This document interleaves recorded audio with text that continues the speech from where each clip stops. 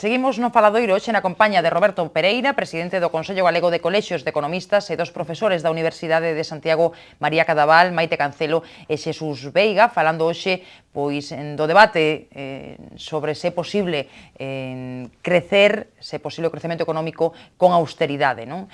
Nesta segunda parte do programa eu quería entrar xa no tema do Consello Europeo que temos previsto para finais de mes, que agardamos con moita expectación porque nos xogamos moito, non?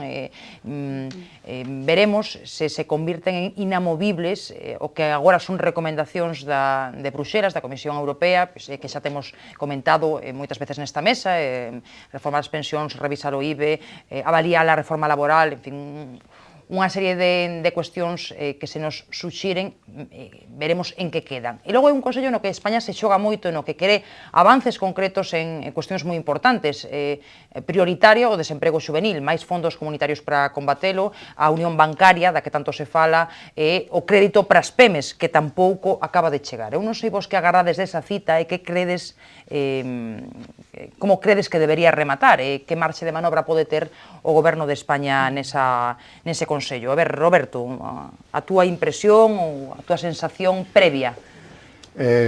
Está difícil. Sí, sí, pero vamos a ver, como dentro de todo ese contexto, pues citaches un par de cousas, e isto, como xa o citaba antes Suso, é un caixón demasiado grande onde se poden meter moitísimas cousas, que voume quedar solamente con dúas en concreto, non? Vamos a ver, co tema do desempleo, e especialmente a taxa tan alta que temos de desempleo juvenil. Campeones en Europa, sí, niso sí que somos campeóns. Efectivamente, e ademais, por desgraza. E ademais que ahora nesta mesa estou moi ben acompañado, por certo, de 3 profesores universitarios, que creo que estarán de acordo comigo, que as promocións que están saindo nestes anos das universidades son as mellor preparadas da historia, e creo que ademais a evidencia disto é que sean tan ben acollidos en outros países, que en concreto Alemania este demandando pois licenciados en algunhas carreiras en concreto, pero que están ali moi ben vistos e que son moi ben acollidos precisamente pola alta cualificación que teñen, non? Entonces, pois claro, isto é unha pena, é unha desgracia que estamos a sufrir de que teñamos a xente tan ben preparada e que non teñan oportunidades de encontrar traballo, non? Entón, eu fago un apunte relacionado con isto, que é o seguinte, non? Eu chamolle, agora que estamos a falar tamén dunha nova clasificación de impostos, que, bueno, saliron voces estes días, todos escoitamos, de que hai que facer un novo sistema fiscal en España, que hai impostos que están moi anticuados, etcétera, etcétera. Bueno, eu digo que hai un imposto que se conoce moi pouco, que é o imposto sobre o empleo. O imposto sobre o empleo son as cotizacións empresariales, que en España son das máis altas a nivel europeo. E é un imposto porque cada vez que un empresario contrata a unha persona, ten que pagar un imposto en paralelo, que é a cotización á Seguridade Social, non? Sabemos todos o problema que temos nestes anos de que o equilibrio é un desequilibrio. É dicir, que os ingresos que se obteñen vía cotizacións non chegan para facer frente aos gastos da Seguridade Social, non?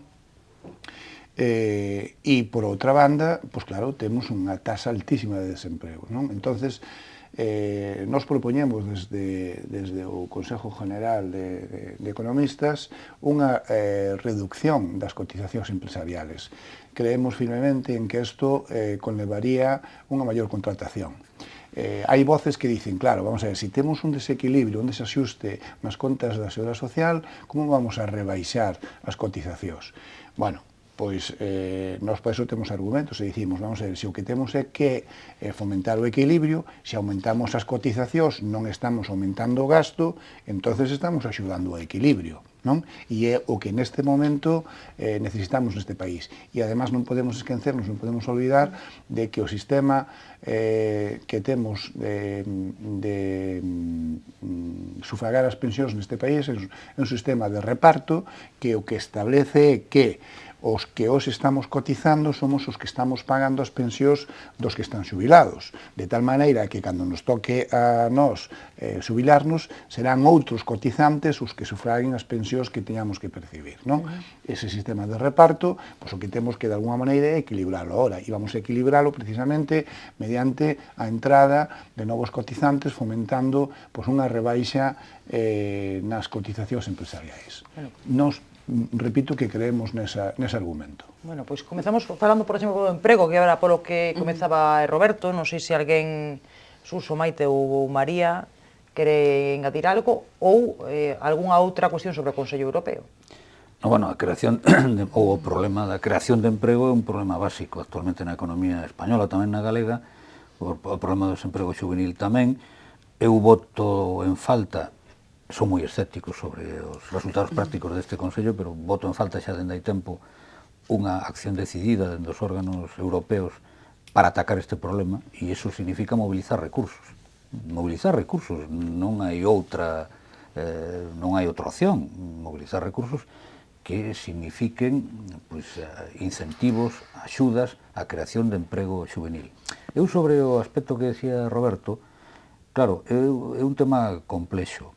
Eu acepto que en algunhas empresas, sobre todo nas máis pequenas, que son as maioritarias, por certo, o problema das cotizacións á Seguridade Social é digamos, é unha espada de Damocles ou é un hándicap, sin dúbida. Nas grandes xa non tería exactamente a mesma consideración, tendo presente que, ademais, nas empresas grandes, ao final, debido ás características do actual imposto de sociedades, acaban pagando as empresas grandes, na miña opinión, moi pouco imposto de sociedades, moi pouco en relación ás pequenas, digo porque teñen diversas fugas legais que hai na propia estrutura do imposto. Pero hai que ser conscientes tamén de que, claro, cales son os atrancos que hai, na miña opinión, a creación de emprego.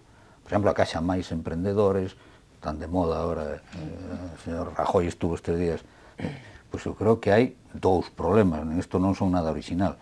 O problema é o pouco consumo que hai, que está conectado, efectivamente, coa reducción salarial, coa pérdida de traballo, que se experimenta tanto no sector privado como tamén no público, e logo hai o problema do crédito. Había un dato de onte ou antonte, de cada 10 solicitudes de préstamo, 7 eran rexeitadas. 7 e 8 nas entidades nacionalizadas. O sea, pero dimos así. Claro, e por que rexeitan por que non dan crédito aos bancos? Porque ahora os bancos din, no, é que vostede ven aquí, vostede, xoven saído das universidades, está moi formado, pero non me fío. Alto nivel de risco, e como a mí me están presionando, volvemos ao de antes, a mí me están presionando dende o Estado e dende os meus acreedores financeiros, eu non aumento a miña morosidade e, por tanto, non concedo préstamos, co cual non hai maneira de crear emprego. É dicir, ainda que lleváis esas cotizacións á Seguridade Social, habría xente que non crearía emprego, creo eu, pero, bueno, isto habría, a casuística é moi diversa. Efectivamente, para atacar o das pensións, porque eso tería unha consecuencia, digamos, debilitaríase un pouco, podría debilitarse os ingresos na Caixa de Seguridade Social, que é un dos problemas, pero eu admito que hai outras modalidades para reforzar a Caixa de Seguridade Social. Vou dicir unha que o mellor non é moi políticamente correcta. No seu caso, se podría crear un imposto específico para, digamos, reforzar a Caixa de Seguridade Social, antes de, na miña opinión, ir a cortar as pensións como se está pensando, como por lo menos sae do informe dos famosos expertos. Quería facer un apuntamento a isto que di Suso. Non debemos esquecer, Suso, tampouco que os bancos teñen un problema interno, é dicir, parte dese financiamento que están a recibir da Unión Europea, do Banco Central Europeo, están usando para, digamos, sanearse primeiro a sí mesmos, e con lo que sobre, pois ao mellor damos algo de crédito, e con iso que sobra non é suficiente para poder atender todas as demandas que están chegando, non? Pareceme moi importante unha das propostas que está enriba da mesa, que é a petición de que o Banco Europeo de Inversións faga crédito directo ás pymes, que pode ser, evidentemente non vai a ser a panacea, pero pode ser polo menos unha vía para que a partir dese sistema empece de algún xeito a chegar o crédito ás empresas e sobre todo ás pymes, non? Eso é unha cuestión fundamental. Ao respecto do que decía Roberto da Seguridade Social, hai unha cuestión da que non se está a falar e parece que é importante, sobre todo cando estamos a barallar esta posibilidade de baixar as cotizacións sociais e a imposibilidade que se di que temos porque nestes momentos non sería o momento, non? Gustaríame traer a colación aquí as pensións non contributivas e un pouco a xusticia do sistema. As pensións non contributivas, supoño que todo o mundo sabe, son aquelas que perciben persoas que non contribuíron ao sistema. Esas pensións están saindo dese peto ou desa bolsa de ingresos que van vía cotizacións, cando, dende o meu punto de vista, o que considero que sería xusto é que saísen vía impostos.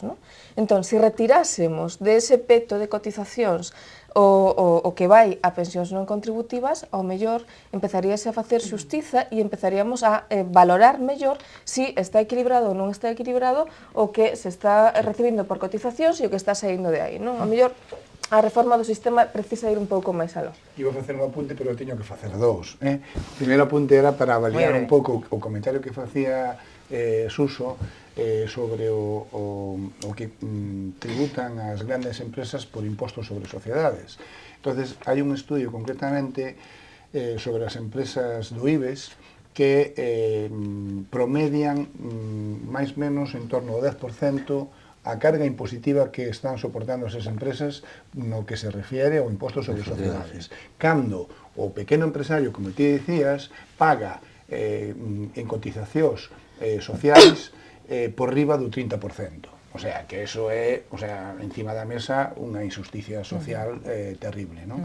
E a outra cuestión, outro apunte sobre este último que acaba de citar María, a verdad que eu tiña aquí anotado para, poñerlo encima da mesa máis tarde no que faláramos concretamente sobre as pensións, pero estou totalmente de acordo. Dicía, o primeiro que habría que facer era as pensións non contributivas, sacalas do que antes eu definía como sistema de reparto, porque se defendemos o sistema de reparto, o xusto é que os que hayan cotizado, de alguna maneira, pois o día de mañán teñan dereito precisamente a unha pensión posto que han cotizado antes. As pensións non contributivas deben ser financiadas, pensamos que con outra parte, digamos, da tarta, vamos a chamarlle, do presupuesto do xeral do Estado, e desa maneira, lóxicamente, sacámoslle un peso moi importante e creo que, ademais, que se faría unha gran xusticia porque quedaría solamente dentro do que é a propia carga da Seguridade Social,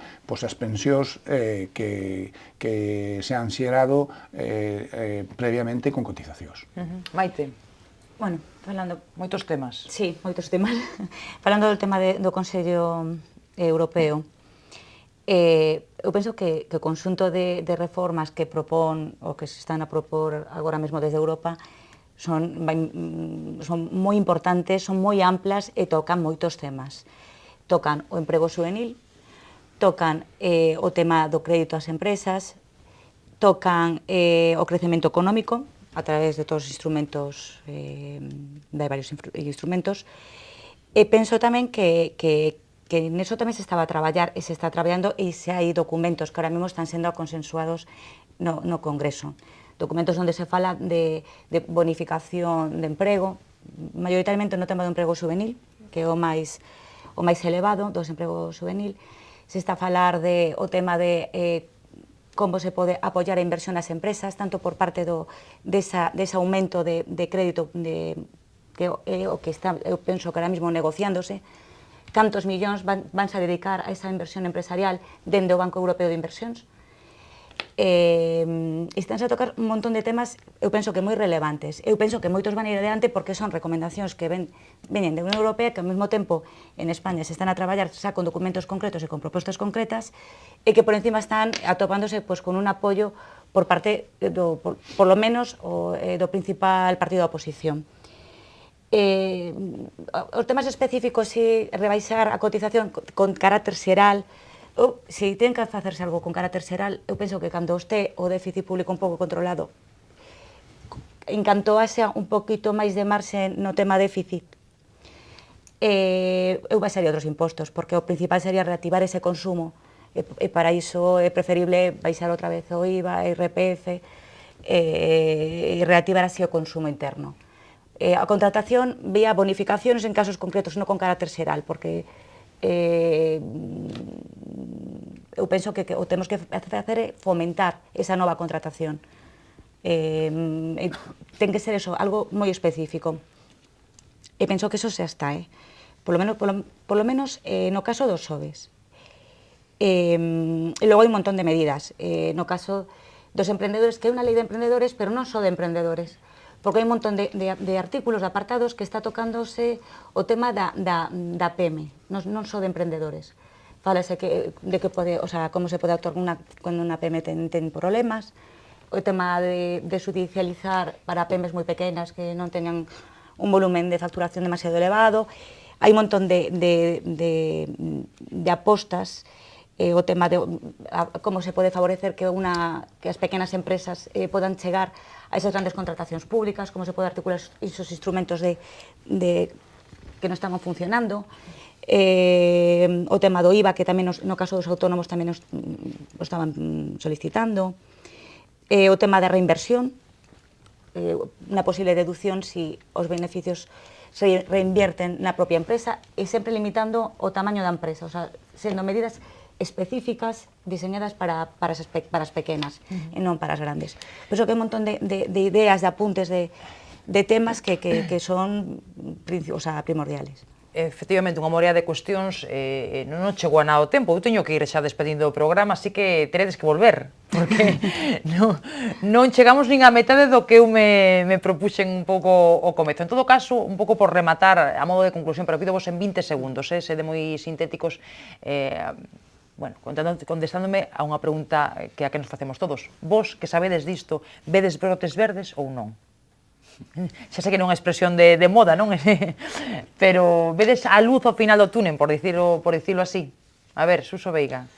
Pois eu non a vexo porque creo que en Alemania siguen co freno de man posto, por así decirlo, co motor do seu coche que tira dos demais, o que debería tirar casi en punto morto, con unhas eleccións aí que non facilitan precisamente que levanten o pé do freno e que solten o freno de man, e mentre eso non suceda, como mínimo, eu non vexo luz no túnel no que estamos metidos. Lamento ser tan negativo, aparentemente, nesta conclusión telegráfica que me pides.